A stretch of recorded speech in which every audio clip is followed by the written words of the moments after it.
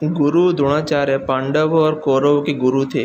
उन्हें धनुर्विद्या का ज्ञान देते थे। एक दिन एकलव्य, जो कि एक गरीब शूद्र परिवार से थे, द्रोणाचार्य के पास गए और बोले कि गुरुदेव, मुझे भी धनुर्विद्या का ज्ञान प्राप्त करना है।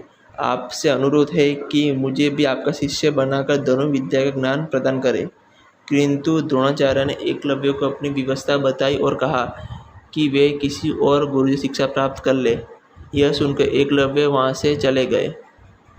इस घटना के बहुत दिनों बाद अर्जुन और द्रोणाचार्य शिकार के लिए जंगल की ओर गए। उनके साथ एक कुत्ता भी गया हुआ था। कुत्ता अचानक से दौड़ते हुए एक जगह पर जाकर भौंकने लगा।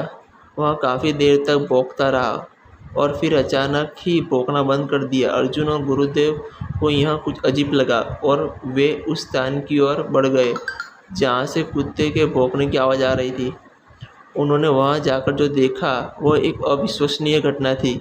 किसी ने कुत्ते को बिना चोट पहुंचाए उसका मुंह तीरों के माध्यम से बंद कर दिया था और वह चाहकर भी भौंक नहीं सकता था। यह देखकर द्रोणाचार्य चौंक गए और सोचने लगे कि इतनी कुशलता से तीर चलाने का ज्ञान तो मेरे प्रिय शिष्य अर्जुन को भी नहीं दिया है और न ही इसे भेदने वाला ज्ञान मेरे अलावा कोई जानता है। तो फिर ऐसी अविश्वसनीय घटना घटी कैसे? तभी सामने से एकलव्य अपने हाथ में तीर कमान पकड़े आ रहा था। यह देखकर तो गुरुदेव और भी चौंक गए। द्रोणाचार्य ने एकलव्य से पूछा, बेटा, तुमने ये सब कैसे कर दिखाया? तब एकलव्य ने कहा, गुरुदेव, मैंने यहाँ आपकी मूर्ति बनाई है और रोज इसकी वंदना करने के पश्चात मैं इसके समक्ष कड़ा अभ्यास किया करता हूँ और इसी अभ्यास के चलते मैं आज आपके सामने धनुष पकड़े खड़ा हूँ।